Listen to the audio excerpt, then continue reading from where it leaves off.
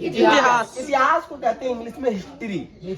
क्या कहते हैं? हिस्ट्री कहते हैं। देखिए हिस्ट्री ना एक यूनानी भाषा है। क्या है? यूनानी भाषा। यूनानी भाषा ग्रीक के लोग बोला करते थे। ग्रीक के लोग पता है इसको क्या बोलते हैं? हिस्ट्री बोलते थे।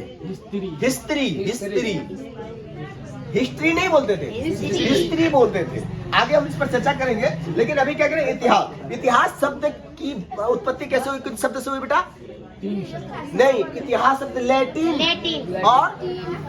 और ग्रीक शब्द से मिलके बना है। लैटिन और ग्रीक शब्द से मिलके बना है। क्या इसको क्या कहते हैं बेटा? जिसका अर्थ क्या होता है? जानना। क्या होता है इसका अर्थ? क्या होता है? जानना। अब आगे देखिएगा इतिहास का अर्थ क्या है या इतिहास किसे कहते हैं, तो हम इसको अपने भाषा में कैसे दे सकते हैं?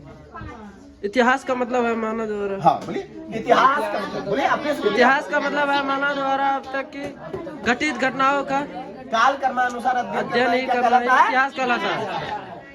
अब तक की घटित घटनाओं का किसके द्वारा? मानव द्वारा अब तक की घटित घटनाओं का काल कर्मानुसार अध्ययन करना ही क्या कहलाता है? इतिहास कहलाता है। इतिहास कहलाता है। क्या कहलाता है बेटा? इतिहास कहलाता है। देखिए इतिहास जो बना है ना,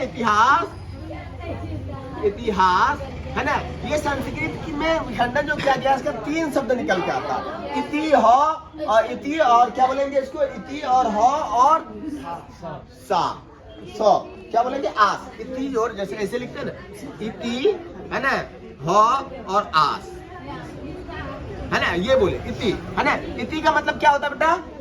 बोलो। हाँ ऐसा ही। क्या? ऐसा ही। ऐसा ही। हाँ हो मतलब क्या होता है बेटा? निश्चित रूप से।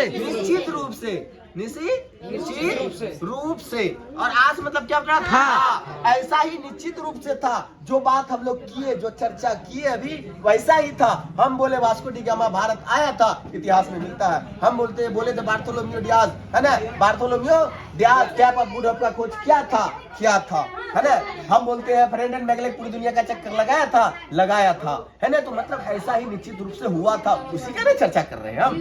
और उसके बाद देखिए अब आसान भाषा में अगर इतिहास का हम जो अगर विखंडन करें, इति जोर हास।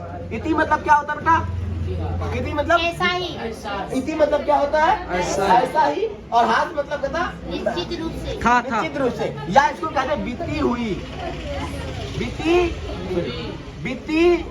है ना। और मतलब हास मतलब घटित होना।